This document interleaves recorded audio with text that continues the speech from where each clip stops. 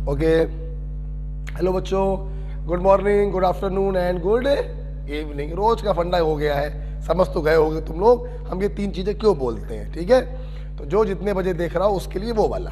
अच्छा, कल आप लोगों ने हमसे आइसोमेरिज्म में कन्फर्मेशनल आइसोमेरिज्म पढ़ा, जो फ्री रोटेशन के कारण था अराउंड सिंगल बॉन्ड, इसलिए वो एल्केन शो करते थे। पूरा खत्म कर लिया था। बेयर एंगल स्ट्रेन थ्योरी भी हम लोगों ने कल पढ़ ली थी।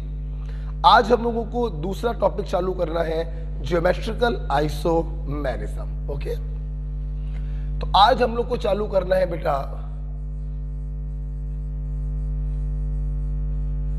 Geometrical isomerism. अच्छा भाई देखो, इसको चालू करने से पहले हम लोग बात करेंगे एचडब्ल्यू की। हम लोग बात करेंगे एचडब्ल्यू की। कल का एचडब्ल्यू आई होप आप हमारा काम हमारे साथ साथ कर रहे हैं और घर पर बैठकर ऑफलाइन की फीलिंग ले रहे हैं। लापरवाही मत करिएगा। केमिस्ट्री में आपने हमसे वादा किया है, आप हमारी बात को 1000% फॉलो करेंगे। कल का हमारा काम था IUPAC के नोट्स हमें रिवाइज करने थे, आप लोगों ने कर लिए होंगे, और आइसोमेरिज्म जितना पढ़ाया था उतना करना था। ठीक है, आज का हमारा काम है, दोबारा से ध्यान रखिएगा, आज का हमारा काम है IUPAC की पूरी सीट, IUPAC की पूरी सीट हमें सॉल्व करनी है, जितने क्वेश्चन है पूरी। और करंट टॉपिक में आइसोमेरिज्म सिंपल रिवाइज करके आना है।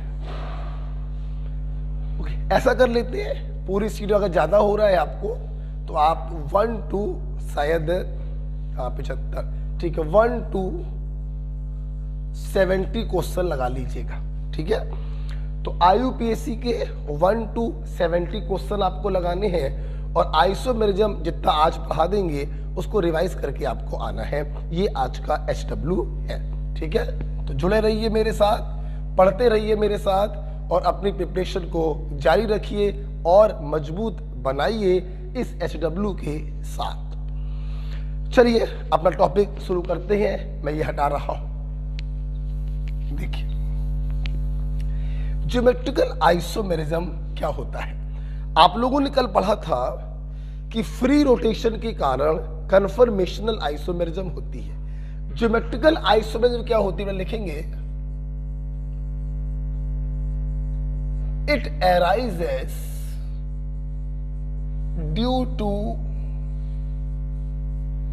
हिंडर्ड रोटेशन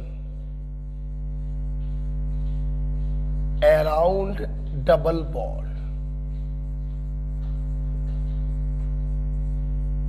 ब्रशों में ये मार्कर नीचे रखा हुआ है, दूसरा वाला वो ले आओ।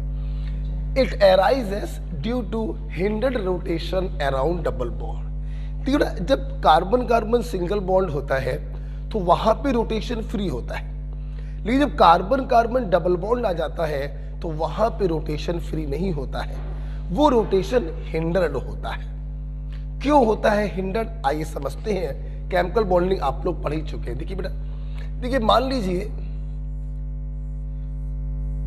कार्बन कार्बन पाई बॉन्ड बनाना है, तो आपको मालूम है कि पाई बॉन्ड कैसे बनता है, प्योर ऑर्बिटल की लेटरल ओवरलैपिंग से पाई बॉन्ड का फॉर्मेशन होता है, ये सिग्मा बॉन्ड। आप खुद देखो बेटा, जब आप इस कार्बन कार्बन के अराउंड इसको रोटेट करोगे, तो जब रोटेट करोगे तो ये ओवरलैपिंग जो होगी ये ओपन हो जाएगी, और ओवरलैपिंग अगर ओपन हो गई मतलब पाई बॉन्ड टूट गया। तो आप बताओ क्या ये पाई बॉन्ड आसानी से टूटेगा? नहीं, आपको एनर्जी लगानी पड़ेगी, आपको ताकत लगानी पड़ेगी, मतलब ये रोटेशन फ्री नहीं होगा। यस, कार्बन कार्बन जब मल्टीपल बॉन्ड होते हैं, पाई बॉन्ड होता है, तो पाई बॉन्ड p ऑर्बिटल की लेटरल ओवरलैपिंग से बनता है। इस लेटरल ओवरलैपिंग के कारण कार्बन कार्बन रोटेशन जो होता है वो हिंडर्ड होता है, और इसी हिंडर्ड रोटेशन के कारण जो आइसोमेरिज्म पिक्चर में आती है उसे हम ज्योमेट्रिकल आइसोमेरिज्म कहते हैं। बोलो बोला क्या कहते हैं? Geometrical isomerism. ओके, अच्छा, तो यहां बोले क्लियर हो गया कि ज्योमेट्रिकल आइसोमेरिज्म कहां कहां होगी? जहां पे डबल बॉन्ड होंगे, क्योंकि जहां जहां डबल बॉन्ड होगा वहां वहां रोटेशन हिंडर्ड होगा, और रोटेशन अगर हिंडर्ड होगा तो ज्योमेट्रिकल आइसोमेरिज्म पिक्चर में आएगी। This is alkene, this is oxide. आपको जान के थोड़ा ताज्जुब होगा, लेकिन इसको एक्सप्लेन करेंगे बाद में। साइक्लोएल्केन, साइक्लोएल्केन में भी रोटेशन बेटा हिंडर्ड होता है, इसलिए साइक्लोएल्केन भी ज्योमेट्रिकल आइसोमेरिज्म को शो करता है। तो ये देखिए, जहां जहां पे मल्टीपल बॉन्ड होगा वहां पे रोटेशन हिंडर्ड होगा, और साइक्लोएल्केन में भी रोटेशन हिंडर्ड होता है। क्यों होता है अभी थोड़ी देर में आपको एक्सप्लेन करेंगे।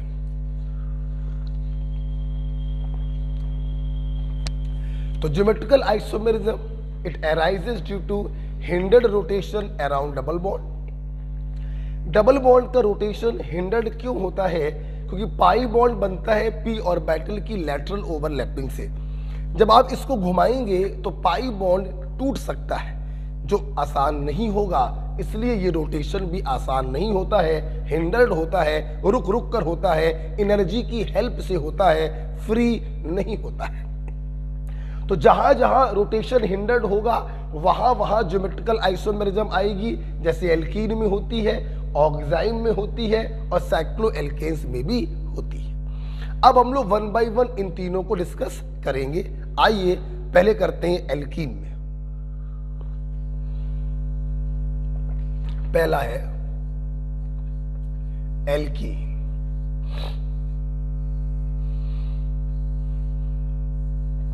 देखिए बेटा, इसमें कोई शक नहीं है, एल्कीन में कार्बन कार्बन डबल बॉन्ड है, पी ऑर्बिटल की लैटरल ओवरलैपिंग है, रोटेशन फ्री नहीं होगा, रोटेशन हिंडर्ड होगा, ज्योमेट्रिकल आइसोमेरिज्म शो करेगा। अब हिंडर्ड रोटेशन के साथ साथ एक कंडीशन और भी है, क्या लिखेंगे?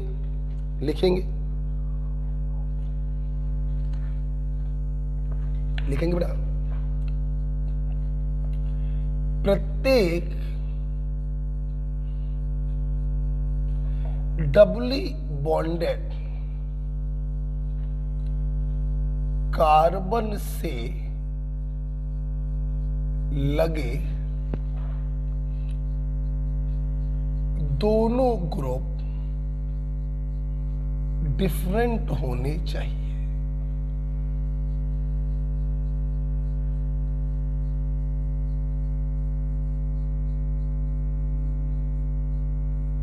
देखिए, डबल बॉन्ड है, ओके, रोटेशन हिंडर्ड है, ओके, उसके अलावा भी कंडीशन क्या होती है कि जिस जिस कार्बन के बीच में डबल बॉन्ड है उन कार्बन से लगे दोनों ग्रुप डिफरेंट होने चाहिए। जैसे देखिए बेटा, देखिए इस कार्बन से लगे दोनों ग्रुप डिफरेंट होने चाहिए और इस कार्बन से लगे दोनों ग्रुप डिफरेंट होने चाहिए। ये आपस में चाहे सेम हो जाए और चाहे बेटा ये आपस में डिफरेंट हो जाए, उससे कोई फर्क हमें नहीं पड़ता। ओके, बस कार्बन से लगे दोनों ग्रुप डिफरेंट होने चाहिए।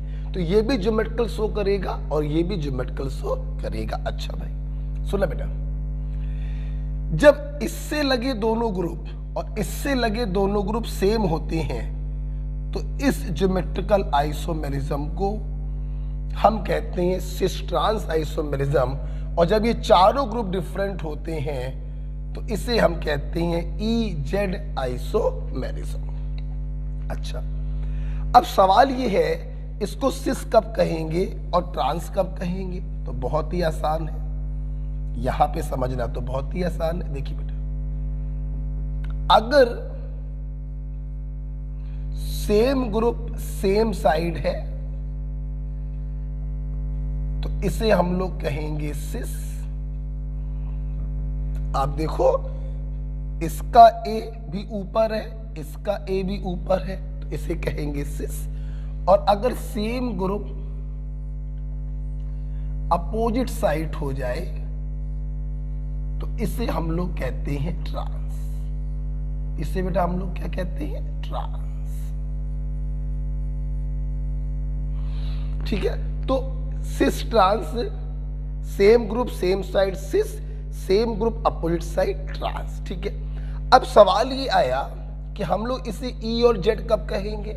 सुनिए बेटा, देखिए यहां पर तो कोई भी ग्रुप आपस में सेम नहीं है, वहां पर तो आसान हो गया, same group same side cis, same group opposite side trans.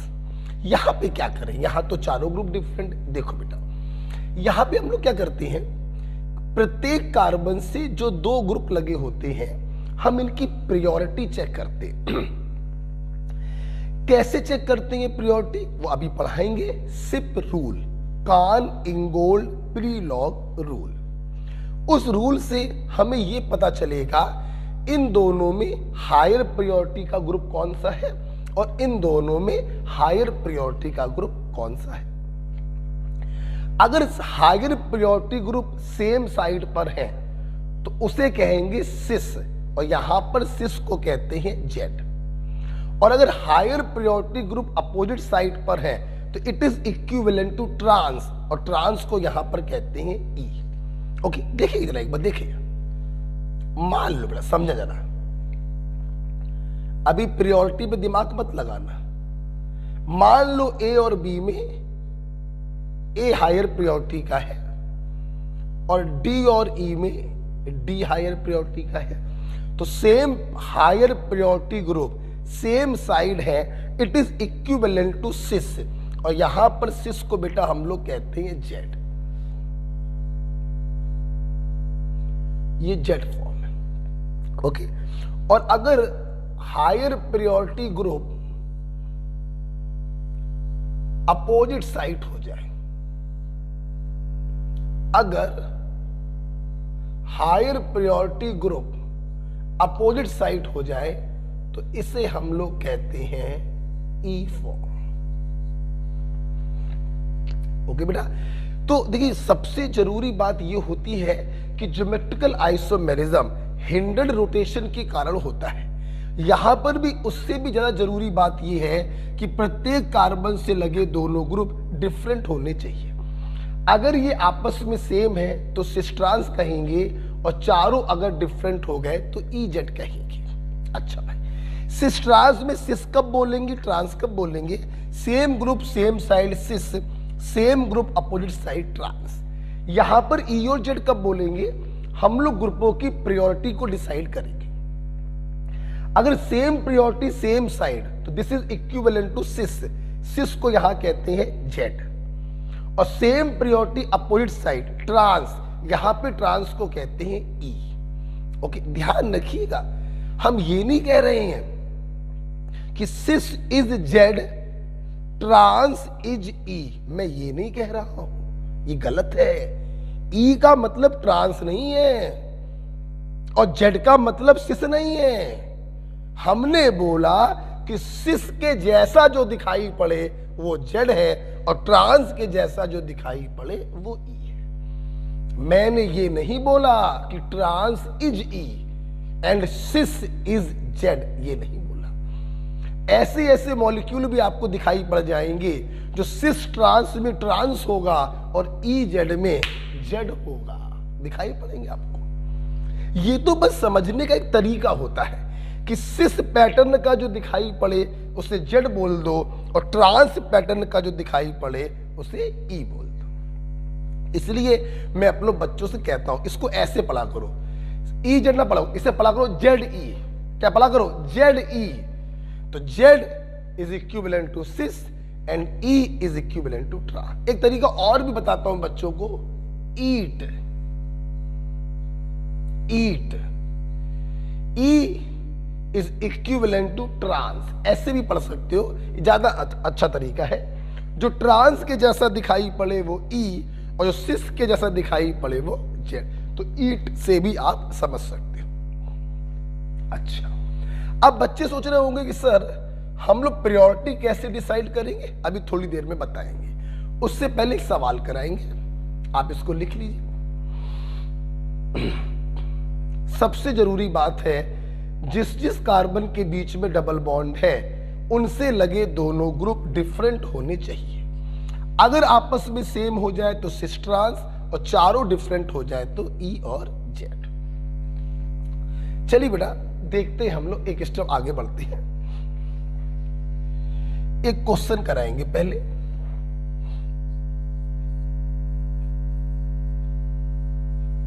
which cannot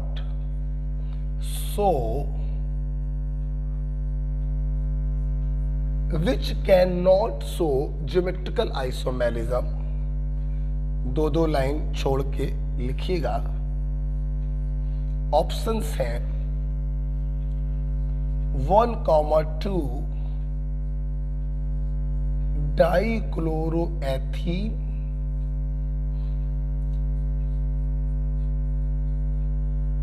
1,फ्लोरोप्रोपीन,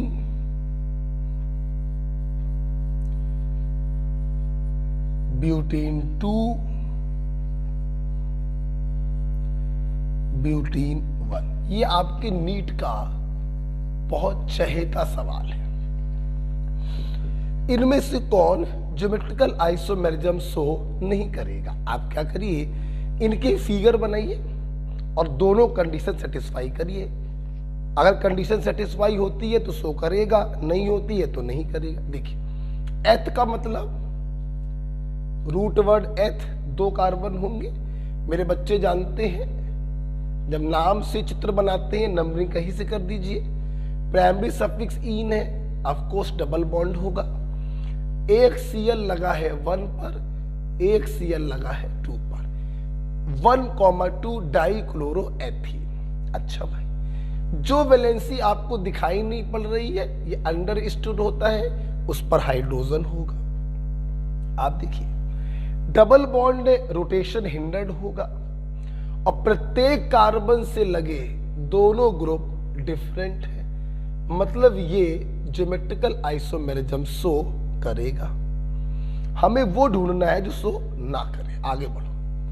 prop, root word, numbering कहीं से कर दो। इन, इन्होंने डबल बॉन्ड की पोजीशन नहीं बताई। बेटा क्या 3 कार्बन में डबल बॉन्ड की पोजीशन बताने की जरूरत है? नहीं। डबल बॉन्ड हमेशा फर्स्ट पोजीशन पर ही होगा। आप अगर यहां पे डबल बॉन्ड लगाते तो नंबरिंग यहां से कर देते। तो 3 कार्बन की एल्कीन में डबल बॉन्ड की पोजीशन बताने की जरूरत नहीं है। राइट।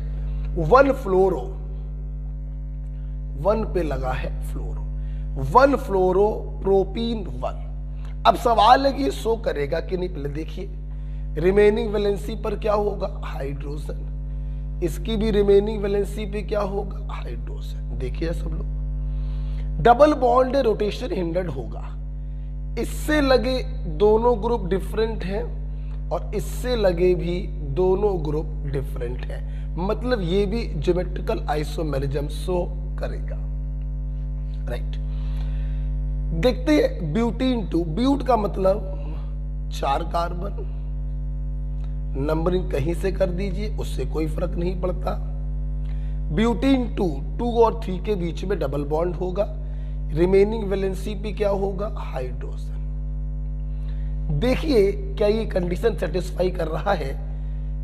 इस कार्बन से लगे दोनों ग्रुप डिफरेंट हैं और इस कार्बन से भी लगे दोनों ग्रुप डिफरेंट हैं, मतलब ये भी ज्योमेट्रिकल आइसोमेरिज्म शो करेगा। Okay,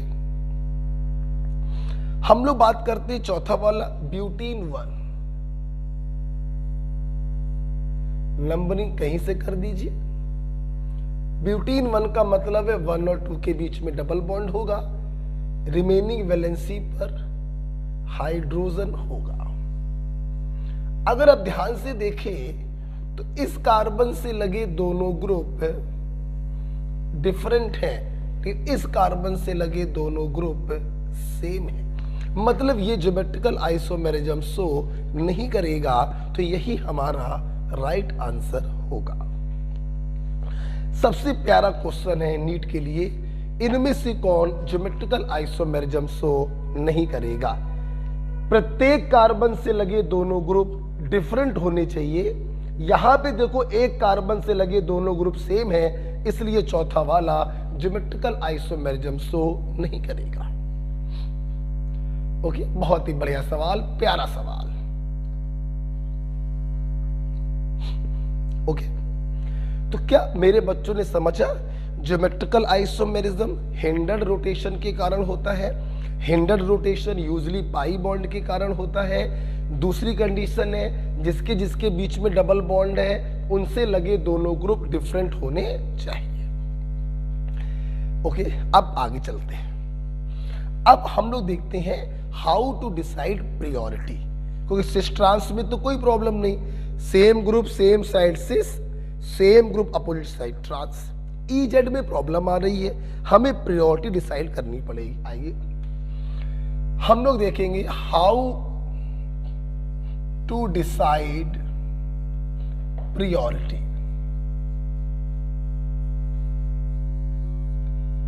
how to decide priority बोले तो सिप रूल, फुल फॉर्म की कोई जरूरत नहीं है, सिप रूल। देखिए तो बच्चों, जिस प्रकार से एक क्लास में 20 बच्चे हैं, कौन सा बच्चा उस क्लास का सबसे होशियार बच्चा है, हाईएस्ट प्रायोरिटी स्टूडेंट, और कौन सा बच्चा उस क्लास का सबसे मतलब निम्न ग्रेड का लोवेस्ट वीकेस्ट बच्चा है, लोअर प्रायोरिटी स्टूडेंट, ये कैसे पता चलेगा? अध्यापक क्या करेगा? टेस्ट लेगा। उस टेस्ट में जिस बच्चे के नंबर सबसे ज्यादा होंगे वो बच्चा उस क्लास का सबसे होशियार बच्चा होगा, हाईएस्ट प्रायोरिटी स्टूडेंट होगा, फर्स्ट रैंक। और जिस बच्चे के नंबर सबसे कम आएंगे वो सबसे वीकेस्ट बच्चा होगा, लोवेस्ट प्रायोरिटी स्टूडेंट होगा। अगर 20 बच्चों की क्लास है तो 20th रैंक।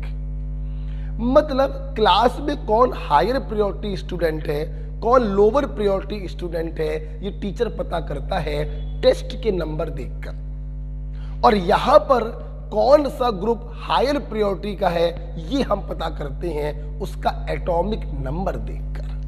मतलब priority is directly proportional to atomic number. जिसका एटॉमिक नंबर ज्यादा उसकी प्रायोरिटी होगी ज्यादा। आइए कुछ एग्जांपल्स देखे जाएं। जैसे मैंने बोला फ्लोराइड, क्लोराइड, ब्रोमाइड और आयोडाइड। 4 बच्चों की ये क्लास थी, हमें पता करना था कौन हायर प्रायोरिटी का स्टूडेंट है और कौन लोअर प्रायोरिटी का स्टूडेंट है। देखिए हमने क्या किया, इन सबके एटॉमिक नंबर चेक करें। फ्लोरीन का 9, क्लोरीन का 17, ब्रोमीन का 35, आयोडीन का 53। उम्मीद करते हैं आप समझ गए होंगे।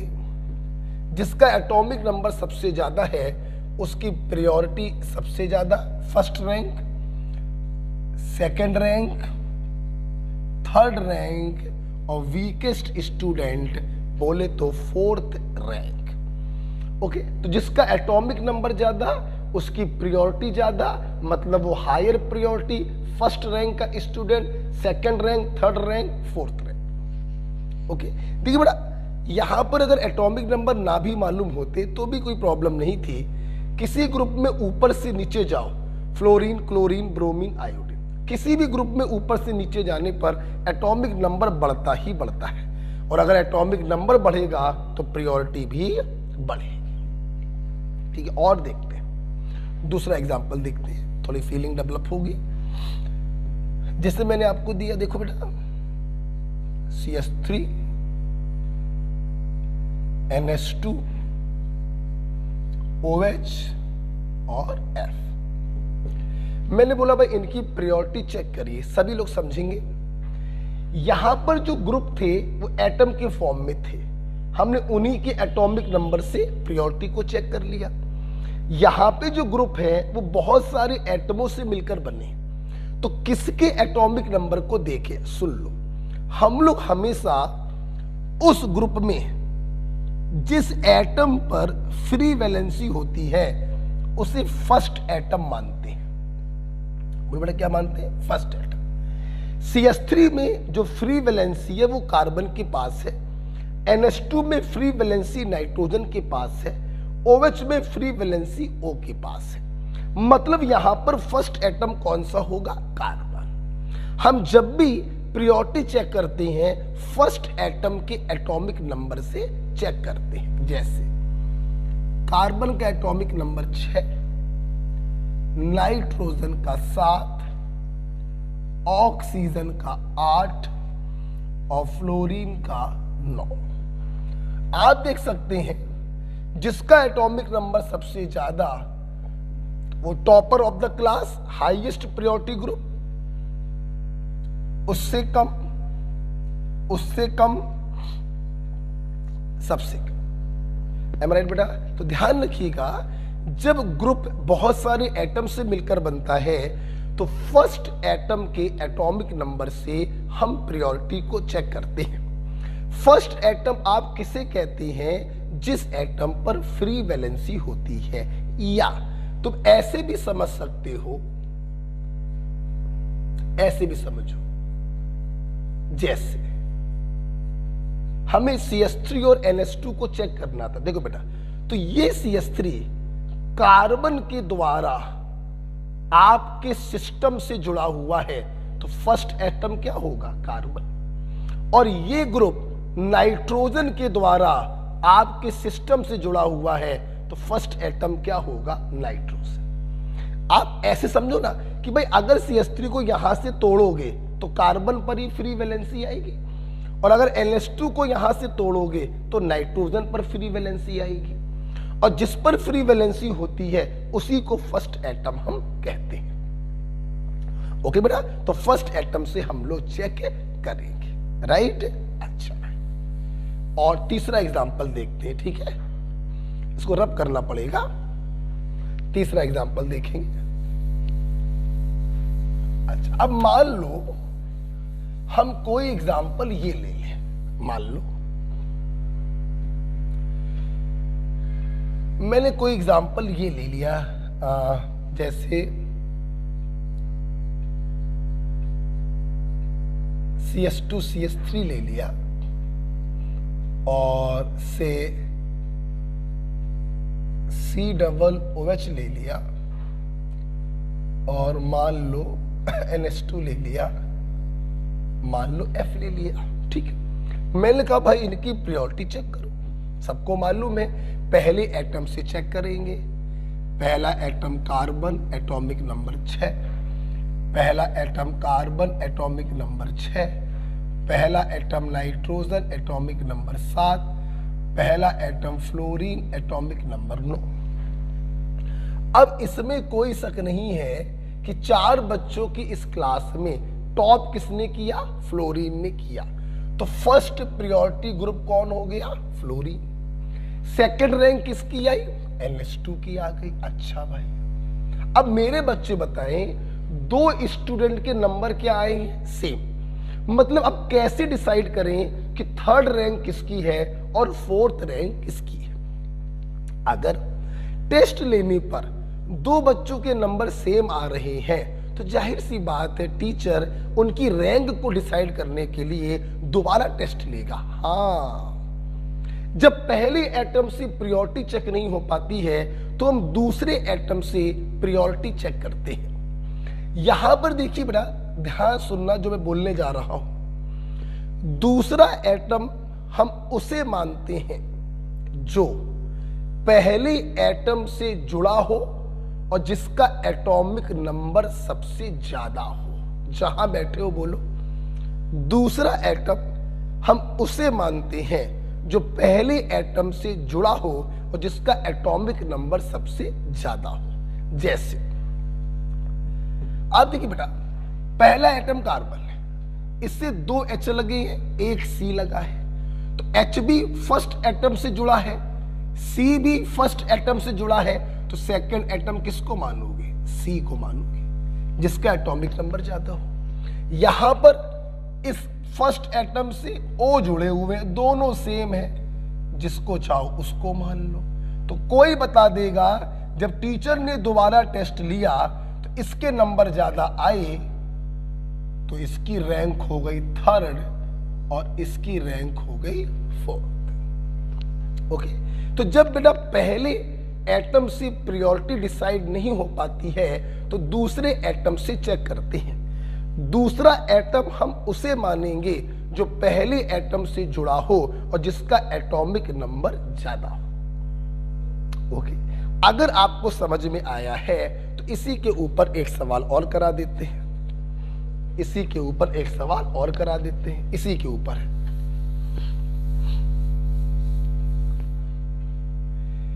इसी वाले के ऊपर हम 2 सवाल कराएंगे, ठीक है? इसको डब्बे के अंदर लिख लेना। इसी पर बेस्ड 2 सवाल हैं। पहला सवाल, मान लीजिए मैं आपको ये देता, समझिएगा,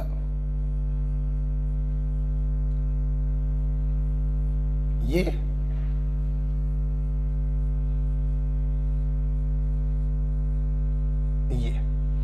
और मैं आपसे पूछता, बताइए इन दोनों में किसकी प्रायोरिटी ज्यादा होगी? देखो बेटा, जाहिर सी बात है, पहले एटम से चेक करेंगे, एटॉमिक नंबर 6, एटॉमिक नंबर 6। पहले एटम से चेक नहीं हो पाया, अब दूसरे के पास जाए। दूसरे की कंडीशन क्या है? पहले से लगा हो और एटॉमिक नंबर ज्यादा हो। यहां पर पहले से 2 H लगे हैं, एक Cl लगा, तो हमने Cl को दूसरा एटम मान लिया। लेकिन ध्यान दो, यहां पहले से 2 H लगे हैं और एक कार्बन लगा है, ये ब्रोमीन पहले से नहीं लगे हैं, तो यहां पर दूसरा आपने भाई इसको मान लिया जिसका एटॉमिक नंबर ज्यादा। आप ब्रोमीन को दूसरा नहीं मान सकते क्योंकि ब्रोमीन जो है वो सेकंड कार्बन से लगा है, हमें फर्स्ट कार्बन से लगे होने चाहिए। इसलिए कोई भी बता देगा कि इसकी प्रायोरिटी ज्यादा होगी, इसकी प्रायोरिटी कम होगी। ये अगर मान लो फर्स्ट प्रायोरिटी का होगा तो ये मान लो सेकंड प्रायोरिटी का होगा। ठीक है बेटा, तो एक सवाल इसी पर मिलता जुलता मैंने आपको ये करवा दिया। अब एक सवाल और करवा देते हैं, इसी के अंदर लिखिएगा, डब्बे के अंदर। मेरे पास जगह नहीं है तो मैं इस सवाल को रब करूंगा, जगह नहीं है मेरे पास तो मैं इस सवाल को रब करूंगा। कोई मेरा बच्चा कंफ्यूज तो नहीं है ब्रोमीन को लेकर? ब्रोमीन को सेकंड एटम नहीं मान सकते हैं, ये तो सेकंड कार्बन से जुड़ा है। हम सेकंड एटम उसे मानते हैं जो फर्स्ट कार्बन से जुड़ा। ठीक है, मैं इसको हटा दे रहा हूं बेटा। ओके, इसको हटा दे रहा हूं। ठीक है, अब एक दूसरा सवाल करते हैं, इसी डब्बे के अंदर करिएगा। ठीक है, क्या है सवाल? देखो, मैंने आपको दिया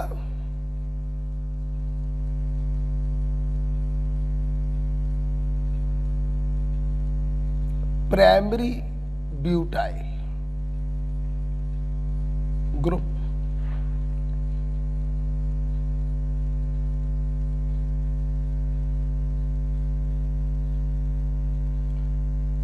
सेकेंडरी ब्यूटाइल ग्रुप और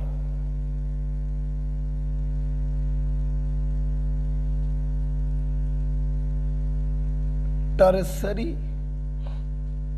ब्यूटाइल ग्रुप। और हमने आपसे पूछा इनमें बताइए प्रायोरिटी क्या होगी। Very simple. देखिए बेटा, आपको एक सीधा लॉजिक बताया। देखिए, पहले एटम से डिसाइड नहीं हो पा रहा है। यहां पहला एटम कार्बन है, यहां भी पहला एटम कार्बन है और यहां पर भी पहला एटम कार्बन है। 6 6 6 पहले से डिसाइड नहीं हो पाएगा। समझना, नंबर डाल देते। ठीक है, आओ सब लोग सामने देखो। पहले कंसेप्चुअली बताते हैं आपको, पहले आपको कंसेप्चुअली बताते हैं, फिर समझाएंगे। ठीक है, देखिए नजरें सब लोग सामने रखें। देखिए पहला एटम कौन है, ये कार्बन।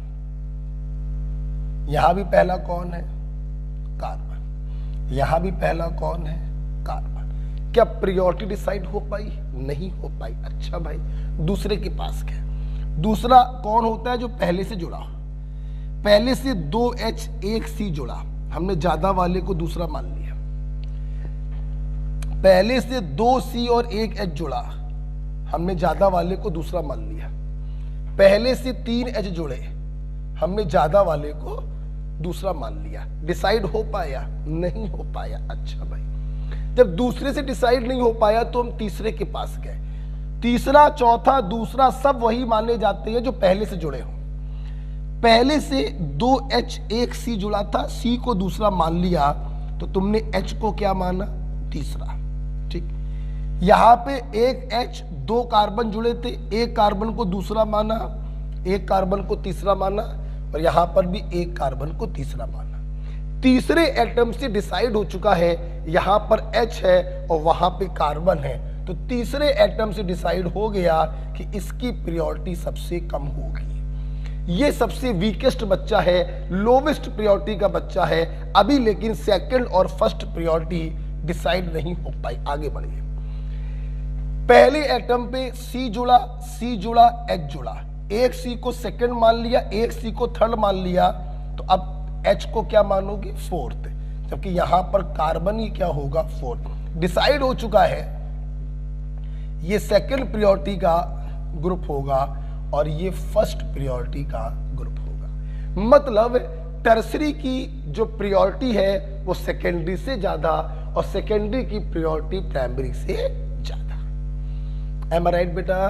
तो देखिए हमने पहले कंसेप्चुअली चेक किया, फर्स्ट एटम से चेक किया, फिर सेकेंड एटम से चेक किया, फिर थर्ड एटम से चेक किया, फिर फोर्थ एटम से चेक किया, तब कहीं जाकर क्लियर हो पाया कि टर्सरी ब्यूटाइल की प्रायोरिटी सबसे ज्यादा, सेकेंडरी ब्यूटाइल की उससे कम और प्राइमरी ब्यूटाइल की उससे भी कम। ये तरीका हो गया कंसेप्चुअल तरीका। अब हम आपको इसी में बताते हैं ट्रिकी तरीका। ट्रिकी तरीका देखो क्या कहता है, अगर पहला एटम सेम हो तो पहले एटम से कितने कार्बन लगे हैं वो देख लिया करो। पहले एटम से एक कार्बन लगा है,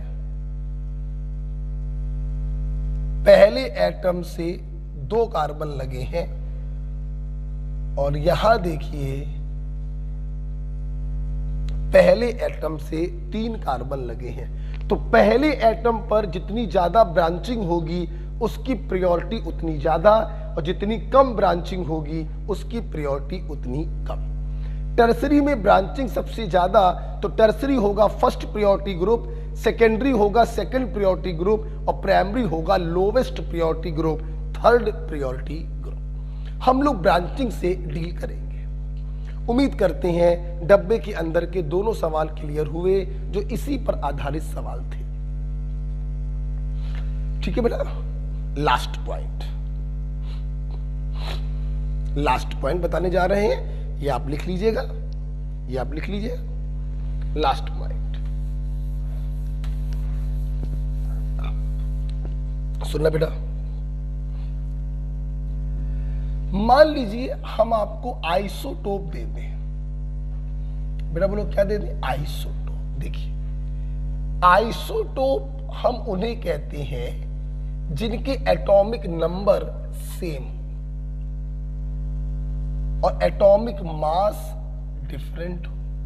देखिए बेटा, अब जब एटॉमिक नंबर सेम हो गए तो जाहिर सी बात है प्रायोरिटी को तो चेक करने का तरीका एटॉमिक नंबर से होता है। एटॉमिक नंबर सेम, अब क्या करें, सुन लो, आइसोटोप के केस में हम प्रायोरिटी एटॉमिक मास से देख लेते हैं। तो इसका एटॉमिक मास सबसे ज्यादा है, इसका उससे कम है, इसका उससे कम है, इसलिए हमारी नजर में इसकी प्रायोरिटी सबसे ज्यादा, इसकी प्रायोरिटी उससे कम और इसकी प्रायोरिटी सबसे कम। ओके बेटा, तो ध्यान रखिएगा आइसोटोप के केस में हम एटॉमिक मास से प्रायोरिटी को कंपेयर करते हैं। ठीक है, अगर आपको ये समझ में आ गया है तो चलिए हम लोग एक स्टेप आगे बढ़ते हैं। हटा रहा हूं उसको। ठीक है, तो this is called CIP rule. पर से चेक करेंगे, उससे ना हो पाए तो दूसरे एटम के एटॉमिक नंबर से चेक करेंगे। एल्किल ग्रुप के केस में फर्स्ट कार्बन पर जितनी ज्यादा ब्रांचिंग होगी उसकी प्रायोरिटी भी उतनी ज्यादा होगी। ओके, आइए क्वेश्चन बनाते हैं।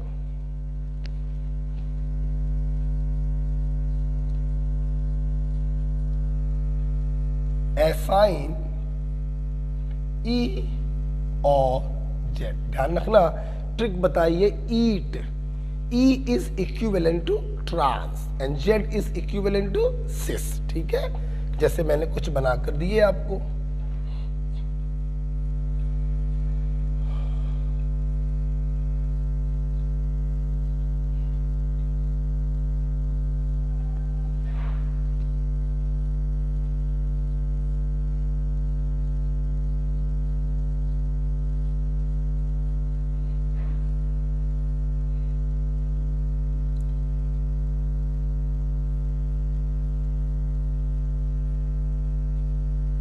ये दो दिया। मैंने पूछा बताइए भाई ई होंगे या जेड होंगे। आप देखिए इससे लगे दोनों ग्रुपों में हायर प्रायोरिटी कौन है? क्लोरीन। और इससे लगे दोनों ग्रुपों में हायर प्रायोरिटी क्या है? आयोडीन। सिस जैसा दिखाई पड़ रहा है, this is equivalent to Z. इन दोनों में हायर प्रायोरिटी किसकी होगी? OH की। नाइट्रोजन का एटॉमिक नंबर 7 होता है, ऑक्सीजन का 8 होता है। ये हायर प्रायोरिटी का हो गया। ये देखिए प्राइमरी एल्काइल ग्रुप है, ये सेकेंडरी एल्काइल ग्रुप है, तो सेकेंडरी एल्काइल की प्रायोरिटी ज्यादा होगी। सेम प्रायोरिटी सेम साइड सिस के जैसा दिखाई पड़ रहा है और इसे हम लोग कहेंगे जेड फॉर्म। ओके बेटा, ओके। और देखिए ये दिया, ये दिया, देखिए सब लोग।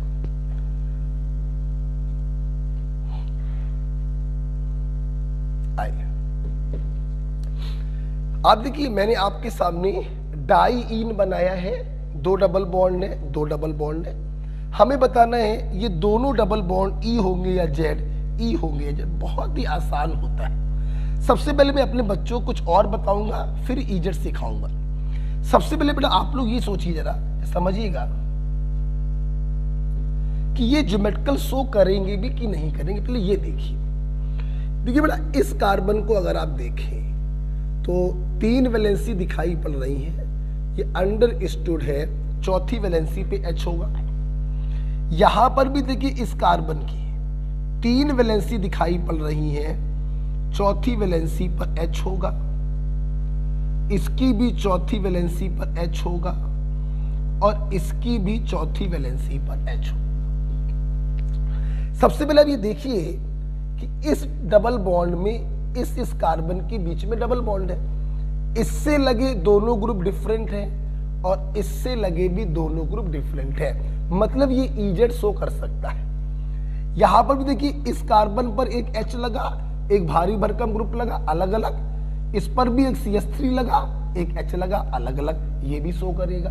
मतलब एग्जामिनर जब इस प्रकार से सवाल बनाकर पूछता है तो ये देखने की जरूरत नहीं है कि शो करेगा कि नहीं करेगा, पक्का करेगा। अब देखते हैं ई होगा या जेड। बहुत आसान काम। देखना, इस कार्बन से लगा कार्बन ऊपर जा रहा और इस कार्बन से लगा कार्बन नीचे जा रहा है। एक ऊपर भाग रहा, एक नीचे, अपोजिट डायरेक्शन में जा रहे हैं। बोले तो ट्रांस, ये ट्रांस के इक्विवेलेंट है और ट्रांस को हम लोग क्या कहते हैं? ई। मतलब ये क्या हो गया? ई। इसको देखो, इसका कार्बन ऊपर जा रहा, इसका कार्बन नीचे जा रहा। ट्रांस के इक्विवेलेंट है और ट्रांस को हम लोग क्या कहते हैं? ई। ठीक है, अब वहां पर H को मत देखिए, सीधे आंसर बताइए। इसका कार्बन ऊपर भागा, इसका कार्बन नीचे भागा, अपोजिट डायरेक्शन में जा रहे हैं। ये ट्रांस के इक्विवेलेंट है और ट्रांस को कहते हैं ई।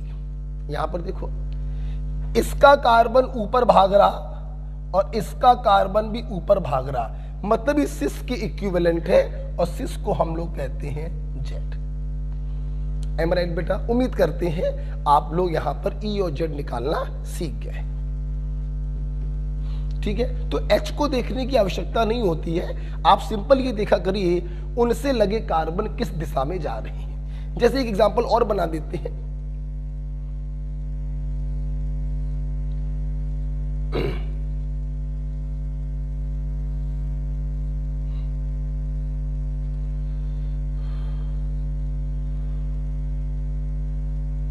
मैंने ये दे दिया, मैंने आपसे पूछा तीनों कार्बन बताइए ई होंगे, जब बड़ा आसान है। देखिए एक नीचे जा रहा, एक ऊपर जा रहा, ट्रांस पैटर्न में दिखाई पड़ रहा, मतलब ई।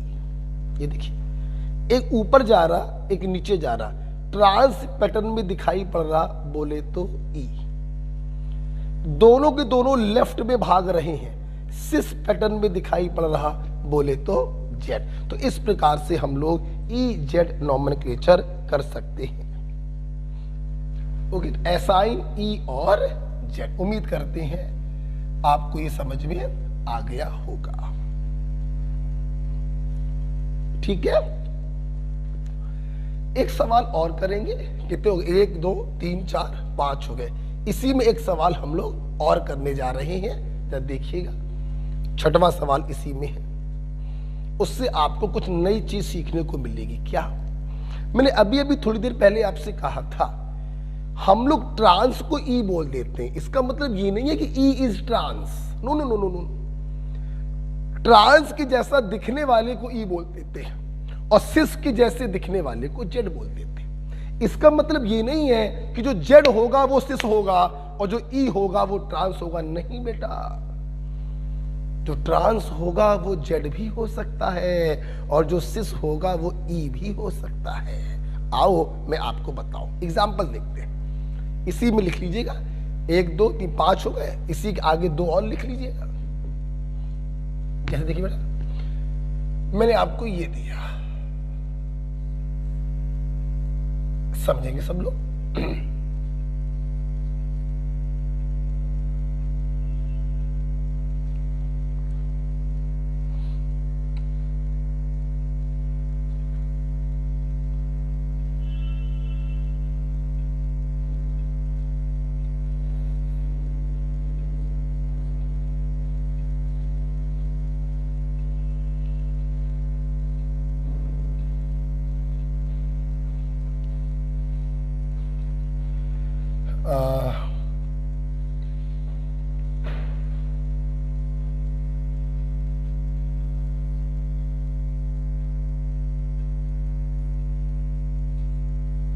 ये ले लीजिए, ये दिया मैंने। ठीक है, मैंने आपसे पूछा बताइए क्या होगा। अब समझना मेरी बात। देखिए अब मैं आपको कुछ बताने जा रहा हूं, वो समझना। देखो ई जेड नॉमेनक्लेचर आप किसी के लिए भी कर सकते हो। इसके दोनों डिफरेंट और इसके दोनों डिफरेंट आपस में सेम हो ना सेम हो, ई जेड तुम हमेशा कर सकते हो। लेकिन सिस ट्रांस आप तभी करोगे जब इससे जुड़ा एक ग्रुप एटलीस्ट इसके एक ग्रुप के जैसा हो, तब आप करोगे सिस ट्रांस। समझिएगा मेरी बात। अगर मैं इसको देखूं ज्योमेट्रिकल, तो ये लपक के शो करेगा। इससे लगे दोनों ग्रुप डिफरेंट, इससे लगे दोनों ग्रुप डिफरेंट, लपक के शो करेगा। अब सवाल है सिस ट्रांस बोले या ई जेड बोले। देखो ई जेड तो हमेशा बोल सकते हैं, सिस ट्रांस तभी बोलेंगे जब दोनों कार्बनों से एक ग्रुप एटलीस्ट सेम हो। यहां सेम है, इसका सीएल नीचे भाग रहा, इसका सीएल ऊपर, सेम ग्रुप अपोजिट साइड, ये ट्रांस है, कोई शक नहीं ट्रांस है। अब जरा ईजेड में देखो तो इन दोनों में हायर प्रायोरिटी इसकी है और इन दोनों में हायर प्रायोरिटी इसकी है। तो ईजेड में अगर देखें तो ये सिस के इक्विवेलेंट दिखाई पड़ रहा है और सिस के इक्विवेलेंट का मतलब है जेड। तो आप देख रहे हैं, शायद अब आपको समझ में आ रहा हो कि मैं क्यों कह रहा था कि Z is cis. No, never. Z is equivalent to cis. Cis के जैसे दिखाई पड़ने वाले को जेड कह देते हैं। Z is cis, no never. Clear? आप देख सकते हैं सिस ट्रांस के पॉइंट ऑफ व्यू से ये ट्रांस है, सेम ग्रुप अपोजिट साइड पर है, और ई जेड के पॉइंट ऑफ व्यू से ये जेड है क्योंकि higher priority group same side पर है। मैं उम्मीद करता हूं आपको ये पॉइंट समझ में आ गया होगा। ओके, चलिए E Z isomerism, cis trans isomerism आपको क्लियर हुआ। देखिए आपको क्या समझ में आया, देखते एक एग्जांपल और देखते हैं। बताइए ई जेड से करेंगे कि सिस ट्रांस से करेंगे कि दोनों से करेंगे, सोच के बताइएगा।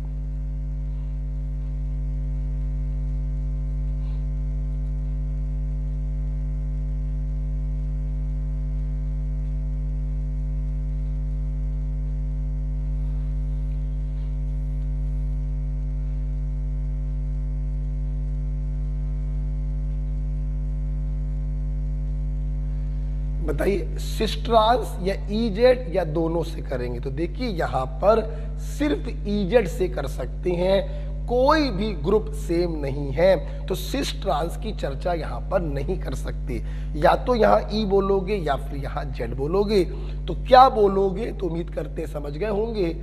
इन दोनों में हायर प्रायोरिटी इसकी है और इन दोनों में सीएल आ जाने के कारण हायर प्रायोरिटी इसकी है। ट्रांस के जैसा प्रतीत हो रहा है, so this is E form. ना इसको सिस बोल सकते हो और ना इसको ट्रांस बोल सकते हो, जबकि यहां पर ई जेड से भी नाम किया जा सकता है और सिस ट्रांस से भी नाम किया जा सकता है। ओके, चलिए आपको ये समझ में आ गया होगा, हम आगे बढ़ेंगे। नेक्स्ट अगला बड़ा पॉइंट देखिए, लिखेंगे सिस ट्रांस ई जेड। जब समझ में आ गया तो यहां पे लिखेंगे बेटा geometrical isomer have similar chemical property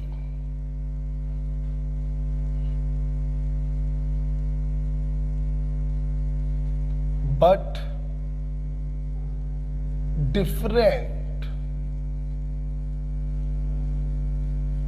different physical property।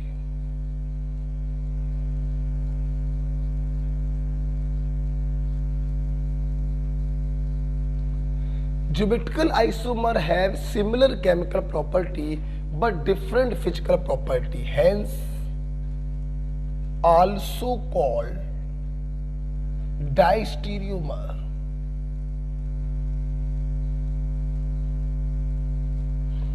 ध्यान रखना बेटा, ज्योमेट्रिकल आइसोमर को हम डायस्टीरियोमर भी कह सकते हैं क्योंकि इनकी केमिकल प्रॉपर्टी तो लगभग सेम होती है, लेकिन फिजिकल प्रॉपर्टी में डिफरेंस होता है। केमिकल प्रॉपर्टी का बेटा मतलब होता है किसी से रिएक्शन करके प्रोडक्ट बनाना, और फिजिकल प्रॉपर्टी का मतलब होता है melting point, boiling point, solubility, density. तो इनकी फिजिकल प्रॉपर्टी में डिफरेंस है लेकिन केमिकल प्रॉपर्टी सेम होती है, इसीलिए हम लोग ज्योमेट्रिकल आइसोमर को डायस्टीरियोमर भी कहते हैं। मैं आपको बताना चाहूंगा सिस ट्रांस में जो ट्रांस आइसोमर है, स्टेबिलिटी और मेल्टिंग पॉइंट, ये दो फिजिकल प्रॉपर्टी ऐसी होती हैं जो ट्रांस की ज्यादा होती है सिस से। बाकी सारी केमिकल प्रॉपर्टी सिस की ज्यादा होती है ट्रांस से। स्टेबिलिटी और मेल्टिंग पॉइंट दो चीजें ट्रांस की ज्यादा हैं, बाकी सारी चीजें सिस की ज्यादा होती हैं। अदर चीजें सिस की ज्यादा होती हैं ट्रांस।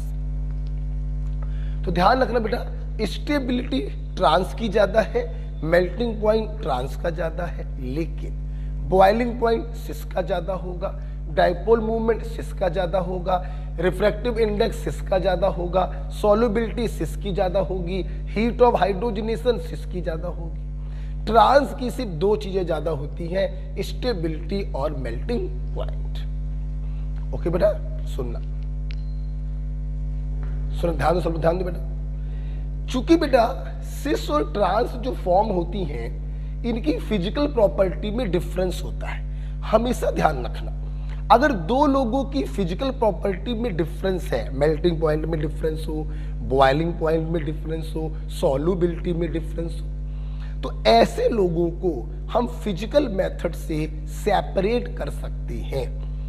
जैसे आप लोग पढ़ोगे डिस्टिलेशन, क्रिस्टलाइजेशन, हम इनके द्वारा इनको सेपरेट कर सकते हैं क्योंकि इनकी फिजिकल प्रॉपर्टी क्या है, डिफरेंट है।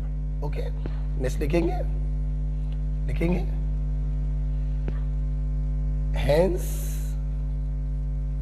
GI मतलब geometrical isomer can be separated by physical method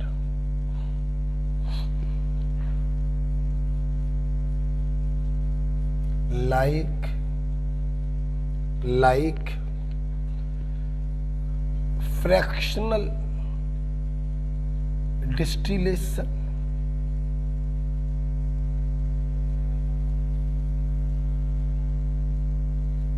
crystallization,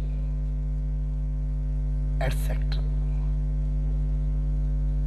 chromatography of course etcetera.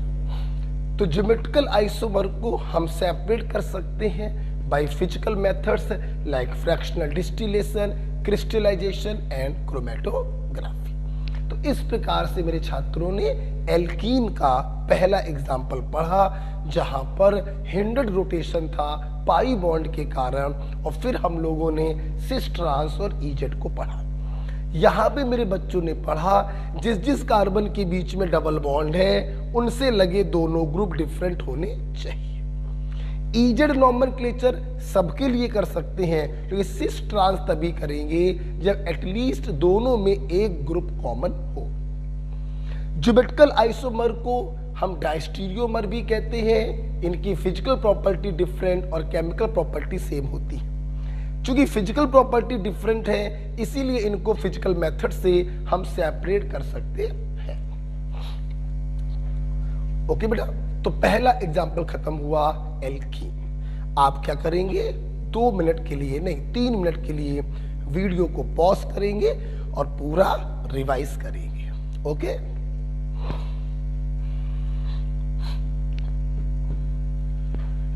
दूसरा एग्जाम्पल हम पढ़ने जा रहे हैं ऑक्साइड। देखिए, मैं उम्मीद करता हूं आपने वीडियो को पॉज करके 3 मिनट ज्योमेट्रिकल आइसोमेरिज्म को रिवाइज किया होगा। अब हम लोग दूसरा एग्जाम्पल देखने जा रहे हैं बेटा ऑक्साइड। समझना मेरी बात। वैसे तो मैंने अभी ऑक्साइड का डायरेक्ट फार्मूला लिखवा दिया था C+N-OH, लेकिन आपको याद करने की जरूरत नहीं है। क्यों जरूरत नहीं है, देखिए बेटा, आप इसको तो जानते होंगे, कार्बोनिल कंपाउंड, ठीक है, एल्डिहाइड ऑब्लिक कीटोन। अच्छा भाई, अगर हम लोग क्या करें, कार्बोनिल कंपाउंड की रिएक्शन हाइड्रोक्सिल एमीन से कराते हैं, हाइड्रोक्सिल एमीन, देखिए क्या होगा, कार्बोनिल का O और हाइड्रोक्सिल एमीन का H2, ये बेटा अलग हो जाएगा। 2 वैलेंसी कार्बन की फ्री हुई, 2 वैलेंसी नाइट्रोजन की फ्री हुई, दोनों आपस में जुड़ जाएंगी और इस प्रकार से बनी हुई चीज को हम कहते हैं ऑक्साइड। अगर ये एल्डिहाइड है तो आप इसको कहोगे एल्डोक्साइन, और अगर ये कीटोन है तो आप इसको कहोगे कीटोक्साइन। तो सबसे पहले तो मैंने अपने स्टूडेंट को ऑक्साइड के बारे में बताया कि ऑक्साइड के फार्मूले को याद मत करिए, सिर्फ समझिए। एल्डिहाइड से और कीटोन से आप हाइड्रोक्सिल एमीन का रिएक्शन करा दीजिए तो ऑक्साइड का फॉर्मेशन हो जाता है। अच्छा भाई, ऑक्साइड में देखिए कार्बन नाइट्रोजन के बीच में डबल बॉन्ड है, मतलब यहां पर रोटेशन हिंडर्ड होगा, ये ज्योमेट्रिकल आइसोमेरिज्म के लिए तैयार है। दूसरी कंडीशन, जिसके जिसके बीच में डबल बॉन्ड होता है उनसे लगे दोनों ग्रुप डिफरेंट होने चाहिए। देखो बेटा, नाइट्रोजन को कभी मत देखा करो, क्यों? क्योंकि इसका जो दूसरा ग्रुप होता है वो लोन पेयर बन जाता है, डिफरेंट, इसको मत देखा करो, सिर्फ देखा करो कार्बन को। अगर इसके दोनों ग्रुप डिफरेंट हो जाएं, हाँ, तो ये ऑक्साइड जो है वो ज्योमेट्रिकल आइसोमेरिज्म शो करेगा। Um right? आप देख सकते हैं कि अगर इस ऑक्साइड को ऐसे 20 से काटें तो ये अनइक्वल पार्टों में डिवाइड होगा, मतलब दिस ऑक्साइड इज अनसिमेट्रिकल। तो unsymmetrical oxide can show geometrical isomerism. अगर ये दोनों ग्रुप सेम हो जाएं तो ये सिमेट्रिकल ऑक्साइड हो जाएगा, फिर ये जीआई को शो नहीं करेगा। आपको समझना चाहिए, unsymmetrical carbonyl compound gives unsymmetrical oxide which can show geometrical isomerism. तो जब कार्बोनिल कंपाउंड अनसिमेट्रिकल होगा तो ऑक्साइड भी अनसिमेट्रिकल होगा, और जब ये अनसिमेट्रिकल होगा तो ये जीआई को शो करेगा। ओके, अच्छा सुनना बेटा, अब हमारे ऑक्साइड दो प्रकार के हो गए, एल्ड ऑक्साइड और कीट ऑक्साइड। आइए पहले देखते हैं एल्ड ऑक्साइड। आइए पहले देखते हैं एल्ड ऑक्साइड। देखिए सब सामने देखिए, लिखना मत बेटा। एल्ड ऑक्साइड कब कहोगे? एक हाथ पे आर, एक हाथ पर एच। एल्डिहाइड से बना होगा तभी तो एल्ड ऑक्साइड कहोगे। क्या ये ज्योमेट्रिकल शो करेगा? बिल्कुल सर करेगा, इसको देखने की जरूरत नहीं। और इससे लगे दोनों ग्रुप डिफरेंट, बिल्कुल करेगा। अब सिस कब कहेंगे और ट्रांस कब कहेंगे? तो सुनो बेटा ध्यान से, अगर ये जो OH है, N से लगा OH, अगर N से लगा OH H के तरफ है तो दिस इज सिस। और ध्यान रखिएगा, ऑक्साइड के केस में हम सिस नहीं बोलते हैं, सिन बोलते हैं। क्या बोलते हैं? सिन। और अगर ये OH H के अपोजिट हो जाए तो इसे हम कहते हैं ट्रांस। और ट्रांस को ट्रांस ना बोलकर हम बोलते हैं एंटीसिन। बेटा क्या बोलते हैं? एंटीसिन। तो ऑक्साइड में अगर OH H की तरफ है तो सिन, और अगर OH H की अपोजिट है तो एंटीसिन। ये दोनों आपस में क्या कहलाएंगे? Geometrical isomer. ये दोनों आपस में कहलाएंगे ज्योमेट्रिकल आइसोमर। ओके बेटा, तो ध्यान रखिएगा, ऑक्साइड में हम लोग सिस को सिन बोलते हैं और ट्रांस को एंटीसिन बोलते हैं। धोखे से भी ट्रांस बोल दिया -1 मिलेगा, और सिस बोल दिया तो -1 मिलेगा। एल्ड ऑक्साइड में OH H की तरफ है तो सिन, OH H की अपोजिट है तो एंटीसिन। ये दोनों आपस में कहलाएंगे ज्योमेट्रिकल आइसोमर। ठीक है, अब हम लोग देखेंगे कीट ऑक्साइड को। मुझे रब करना पड़ेगा, ठीक है? देखिए, बात करेंगे कीट ऑक्साइड की, समझना मेरी बात। इधर देखिए,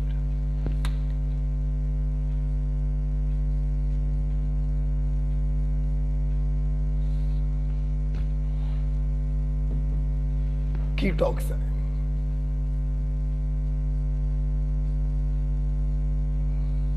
देखिए, कीट ऑक्साइड का मतलब है जो कीटोन से बना होगा।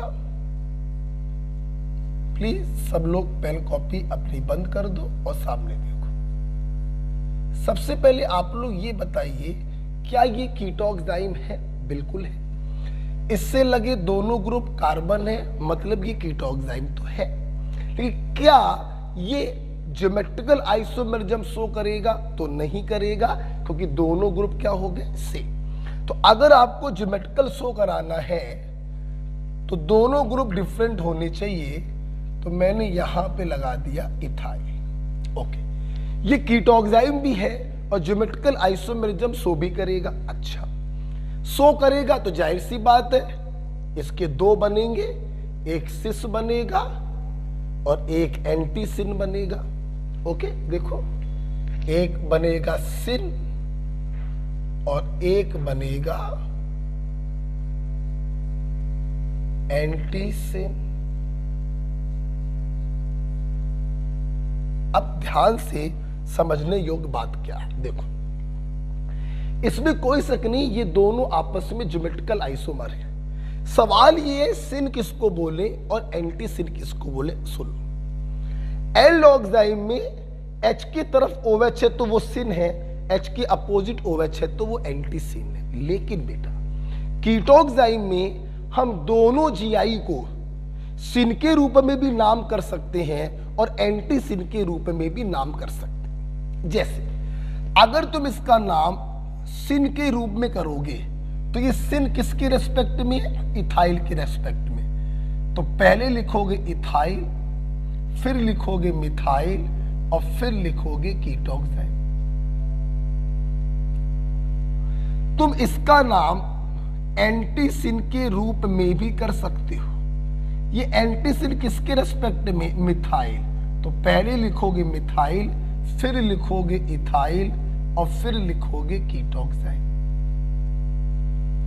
ओके, सिमिलरली उसका नाम भी दोनों तरीके से कर सकते हो। अगर इसका नाम एंटीसिन के रूप में करोगे तो एंटीसिन ये इथाइल के रेस्पेक्ट में है, तो पहले इथाइल फिर मिथाइल और फिर कीटोक्साइम। और अगर उसका नाम सिन के रेस्पेक्ट में करना है तो सिन ये मिथाइल के रेस्पेक्ट में है, तो पहले लिखोगे मिथाइल, फिर लिखोगे इथाइल और फिर लिखोगे कीटोक्साइम। मतलब कीटोक्साइम में हम दोनों ज्योमेट्रिकल आइसोमर का नाम सिन के रूप में भी कर सकते हैं और एंटी सिन के रूप में भी कर सकते हैं। यस, ये दोनों आपस में ज्योमेट्रिकल आइसोमर है, इसमें कोई संदेह नहीं। मैं उम्मीद करूंगा मेरे छात्रों को ऑक्साइम का केस समझ में आया होगा। Okay,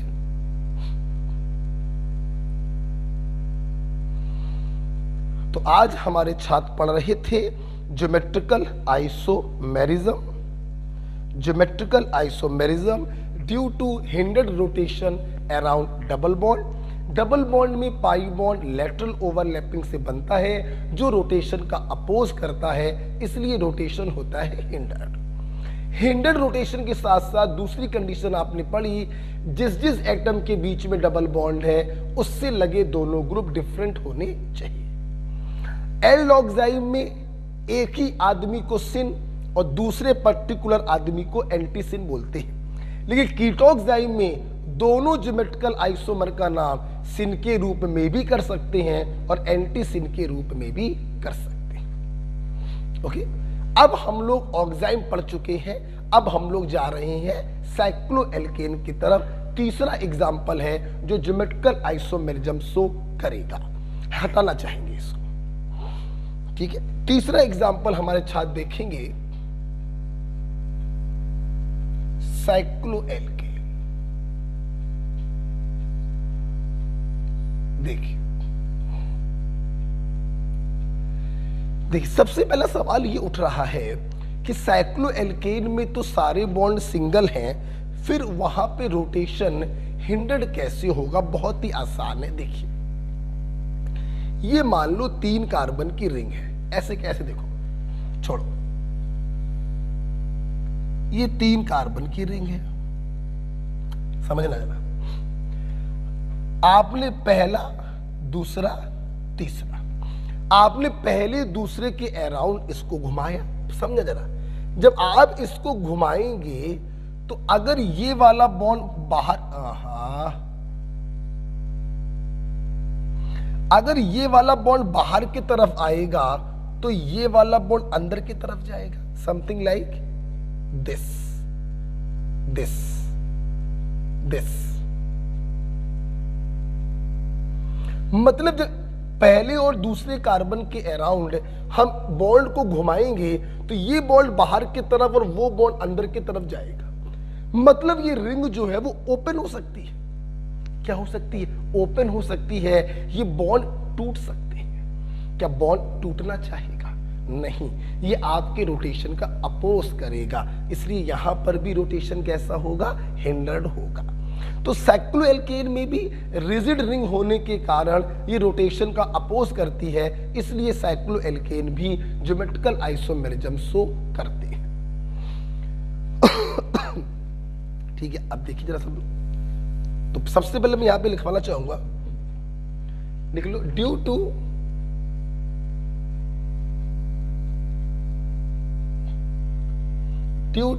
rigid ring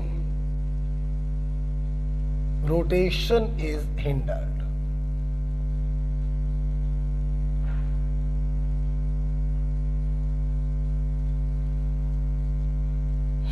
rigid ring structure होने के कारण रोटेशन हिंडर्ड होता है, इसलिए साइक्लोएल्केन ज्योमेट्रिकल आइसोमेरिज्म शो कर सकते हैं। अब सुनना, जैसे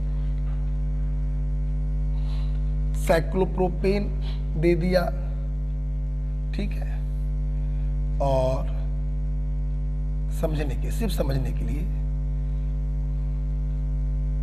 मिथाइल साइक्लोब्यूटेन दे दिया, ठीक है, और 1,4 डाई मिथाइल साइक्लोहेक्सेन दे दिया। सवाल पूछा इनमें से कौन जीआई शो करेगा? वेरी सिंपल, तुमने अभी अभी एल्कीन से देखा, जिस जिस एटम के बीच में हिंडर्ड रोटेशन है उनसे लगे दोनों ग्रुप डिफरेंट होने चाहिए। एल्कीन में C डबल बॉन्ड C, इससे लगे भी डिफरेंट हो, इससे लगे भी डिफरेंट हो। ऑक्साइड में C double bond NOH, C से लगे दोनों ग्रुप डिफरेंट होने चाहिए। वही चीज इसमें भी है। अब इसमें हिंडर्ड रोटेशन देखो बेटा, तो इस कार्बन और इस कार्बन के अराउंड भी रोटेशन हिंडर्ड होगा, इस कार्बन और इस कार्बन के अराउंड भी रोटेशन हिंडर्ड होगा।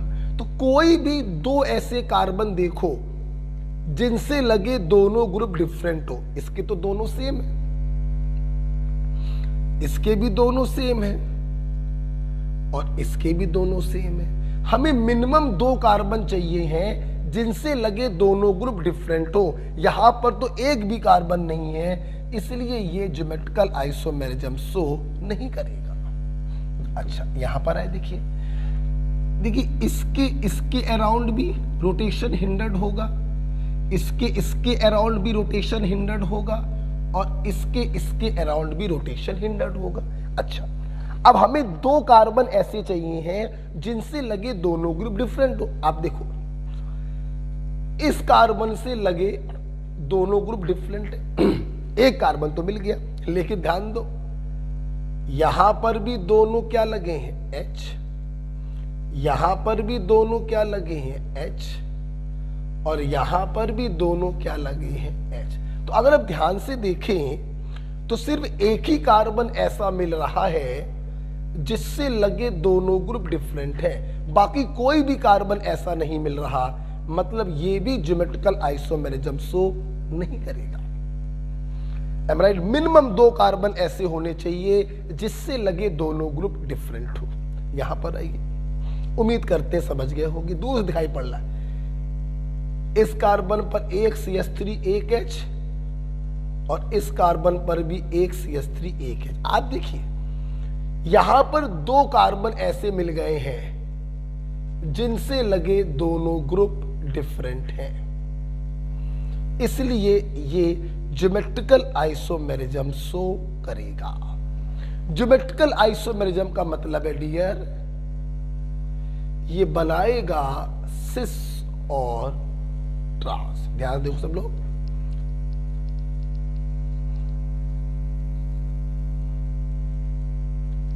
ये देखिए, same group same site, this is बोले तो सिस, और अगर सेम ग्रुप अपोजिट साइड हो जाए तो दिस इज बोले तो ट्रांस।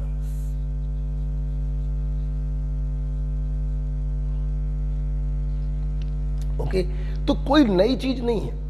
जैसे हम लोग एल्कीन और ऑक्साइन में कर रहे थे, वही साइक्लोएल्केन में है कि मिनिमम 2 कार्बन ऐसे होने चाहिए जिनसे लगे दोनों ग्रुप डिफरेंट हो। अगर ऐसा है तो वो ज्योमेट्रिकल आइसोमेरिज्म शो करेगा, same group same side cis, same group opposite side trans. Right बेटा, नोट कर लीजिए।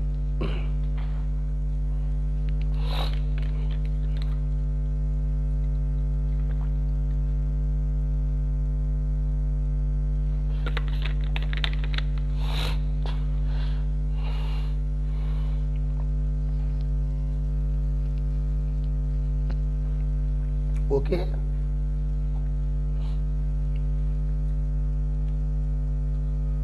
अब जब भी मैं ये चीज पढ़ाता हूं तो मैं यहां पर अपने छात्रों से कहूंगा कि एक पॉइंट नोट कर लीजिएगा कहीं पर हाशिए हाशिए में। देखिए देखिए, अभी तक यूजली आपने मुझसे जो बॉन्ड पढ़े हैं वो 2 प्रकार के पढ़े। एक सीधी रेखा, ये देखिए, अभी तक आपने मुझसे ये वाले बॉन्ड पढ़े हैं, सीधी रेखा। 2 प्रकार की केमिस्ट्री में बॉन्ड और होते हैं, इसे कहते हैं सॉलिड वेज और इसे कहते हैं डैश। बेटा बोलो क्या कहते हैं? Dash. This is solid veg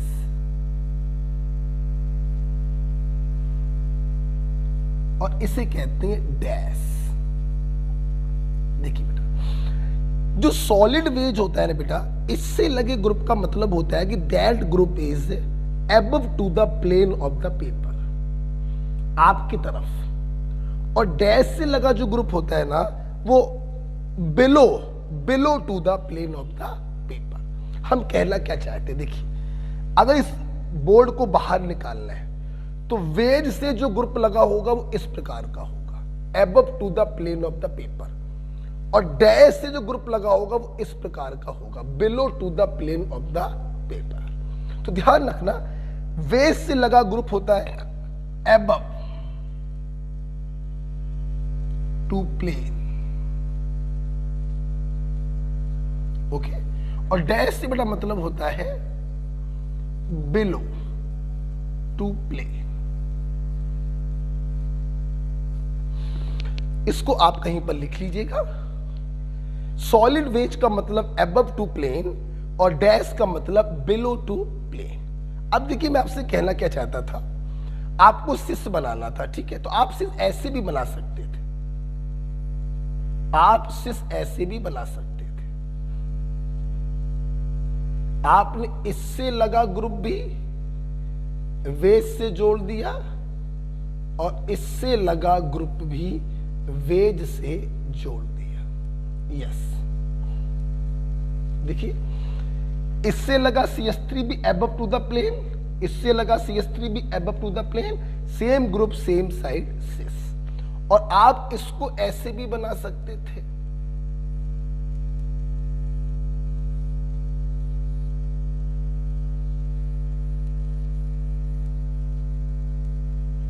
एक को लगा दिया वेज से और एक को लगा दिया डैश से। तो एक हो गया अबव टू द प्लेन, दूसरा हो गया below to the plane, opposite direction में हो गए, तो this is equivalent to trans. Right? तो मैंने अपने छात्रों को वेज डैश फार्मूला भी दिखाया और साइक्लोएल्केन में कब सो होगा कब सो नहीं होगा ये भी मैंने आपको बताया। ओके, तो cycloalkane due to rigid ring rotation is hindered. Minimum 2 carbon होने चाहिए जिससे लगे दोनों ग्रुप डिफरेंट हो। अच्छा भाई, अगर आपको ये समझ में आया है तो एक बहुत ही प्यारा सा क्वेश्चन है, मैं आपको कराना चाहता हूं। आइए देखते हैं, इसको हटाना चाहेंगे हम। एक बड़ा प्यारा सवाल है, देखिए बहुत अच्छा लगता है मुझे सवाल, साइक्लोएल्केन के ऊपर है, बड़ा प्यारा सवाल है।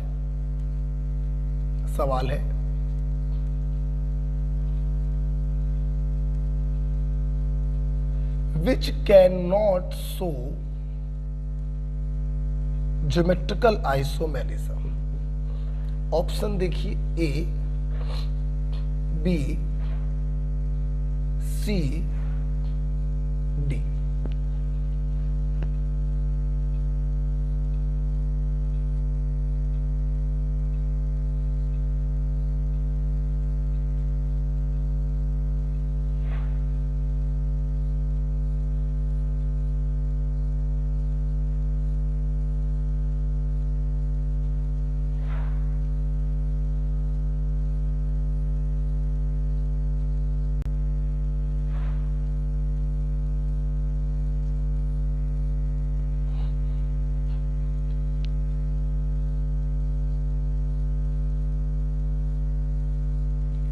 वीडियो को पॉज करिएगा और इसका आंसर मुझे बताइएगा, ठीक है?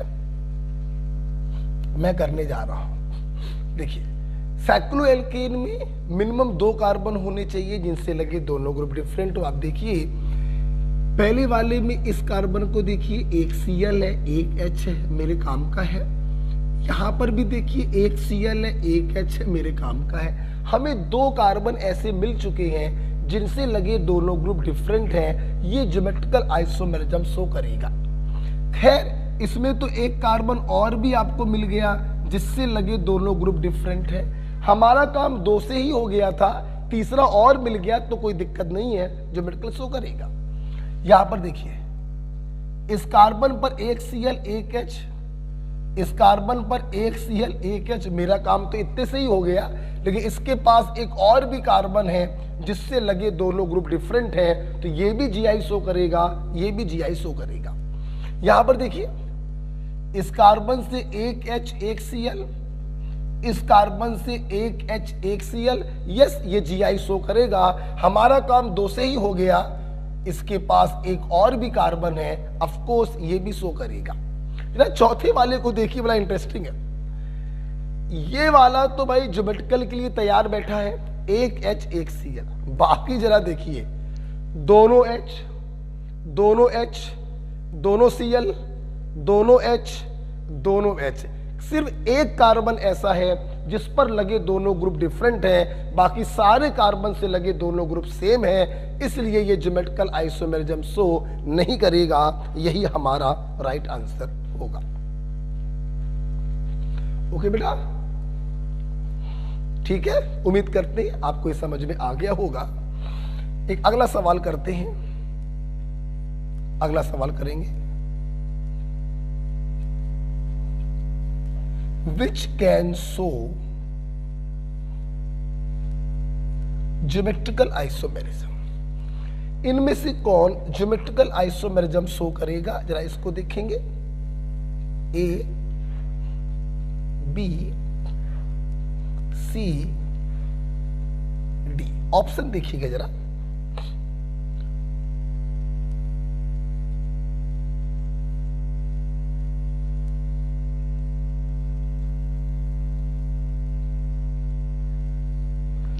ऑप्शन जरा देखिएगा ध्यान से।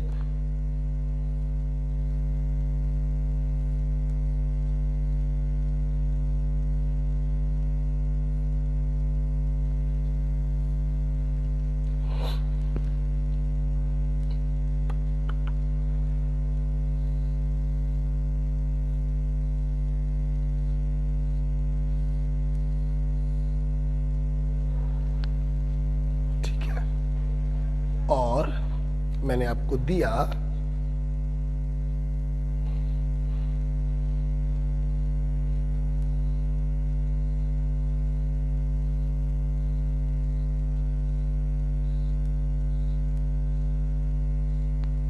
ठीक है। मैंने आपसे पूछा इनमें से कौन ज्योमेट्रिकल आइसोमेरिज्म शो करेगा, ये सवाल मैंने आपसे पूछा।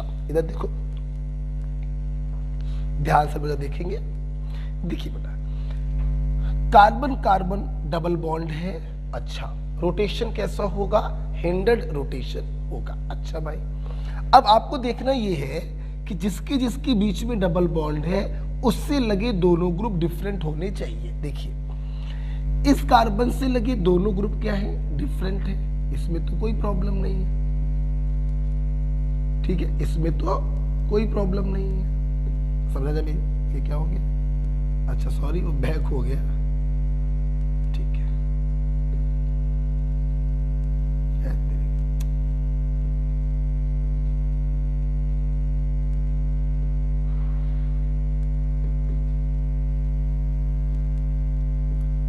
सॉरी।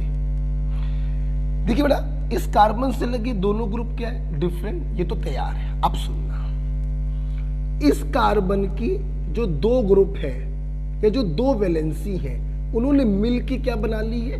साइकिल। तो यहां पर तो दिखाई पड़ रहा है कि दोनों वैलेंसी डिफरेंट ग्रुपों से अटैच है। जब किसी कार्बन की दोनों वैलेंसी रिंग में चली जाए, बोलो किसमें? रिंग में चली जाए, तो कैसे पता करेंगे कि उनकी दोनों वैलेंसी सेम है या डिफरेंट है? बहुत आसान। हम क्या करेंगे, उस कार्बन से एक बार एंटी क्लॉकवाइज चलेंगे और साथ में क्लॉकवाइज चलेंगे। तब तक चलेंगे जब तक दोनों हाथ मिल ना जाए आकर।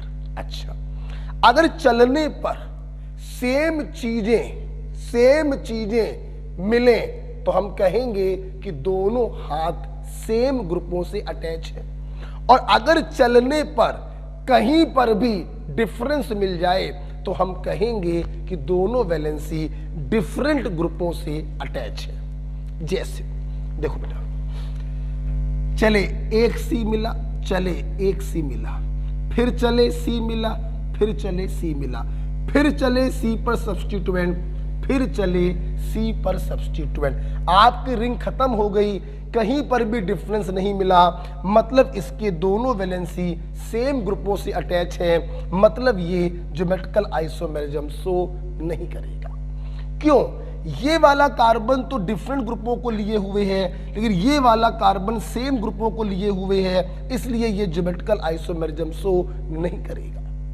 जरा यहां पर आइए, ले यहां तो देखने की जरूरत ही नहीं, इस कार्बन से लगे दोनों ग्रुप क्या हो गए? सेम। ज्योमेट्रिकल आइसोमेरिज्म शो नहीं करेगा। आल्दो अगर इस कार्बन को देखें तो इसकी दोनों वैलेंसी डिफरेंट है।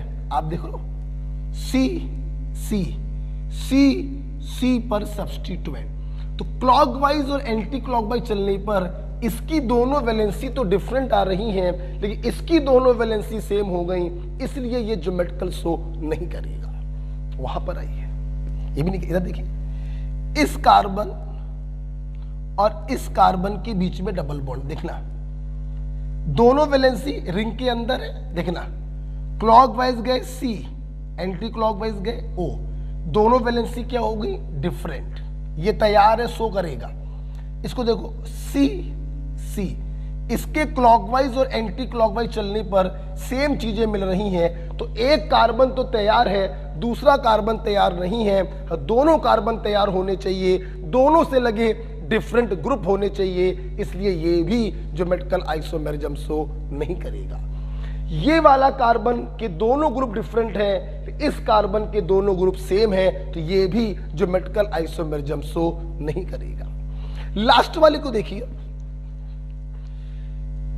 इस कार्बन और इस कार्बन के बीच में डबल बॉन्ड, देखना इससे लगे दोनों ग्रुप डिफरेंट, एंटी क्लॉकवाइज गए सी मिला, क्लॉकवाइज गए ओ मिला, दोनों वैलेंसी डिफरेंट। इसको देखो, क्लॉकवाइज गए सी मिला, एंटी क्लॉकवाइज गए तो सी पर सब्स्टिट्यूएंट मिला, कहने का मतलब दोनों वैलेंसी डिफरेंट। इसकी भी दोनों वैलेंसी डिफरेंट, इसकी भी दोनों वैलेंसी डिफरेंट, अर्थात ये ज्योमेट्रिकल आइसोमेरिज्म शो करेगा। तो आप लोग देख सकते हैं कि इसमें ज्योमेट्रिकल आइसोमेरिज्म कौन शो कर रहा है? चौथा वाला शो कर रहा है। ये क्वेश्चन डबल बॉन्ड एल्कीन को लेकर था, ये क्वेश्चन साइक्लो एल्कीन को लेकर था। इस प्रकार से हम लोग ये कह सकते हैं कि हमारा ज्योमेट्रिकल आइसोमेरिज्म क्या हो गया है? खत्म हो गया है। ध्यान रखिएगा बेटा, मैंने अननेसेसरी चीजों को हटाया है जो लास्ट ईयर के नोट्स में थे, इस साल नहीं पढ़ने हैं। हमें फोकस करना है मेनली एनसीईआरटी और 10-20% एक्स्ट्रा चीजों पर। ओके, इसलिए लास्ट ईयर के नोट्स और लास्ट ईयर की सीट अलग कर दीजिए। इस साल के नए नोट्स बनाने हैं और इस साल की सीट को सॉल्व करना है। हम लोगों ने कन्फर्मेशन खत्म कर लिया, हम लोगों ने ज्योमेट्रिकल खत्म कर लिया। अगली क्लास में हम लोग पढ़ेंगे ऑप्टिकल आइसोमेरिज्म। आज का HW आई होप आपको तैयार है। IUPAC के 1 से लेकर 70 तक आपको क्वेश्चंस लगाने हैं और ये पूरा आइसोमेरिज्म रिवाइज करके आपको आना है। ओके, उम्मीद करते हैं आपने ज्योमेट्रिकल आइसोमेरिज्म को एंजॉय किया होगा। मिलते हैं नेक्स्ट क्लास में। ओके भाई, थैंक यू।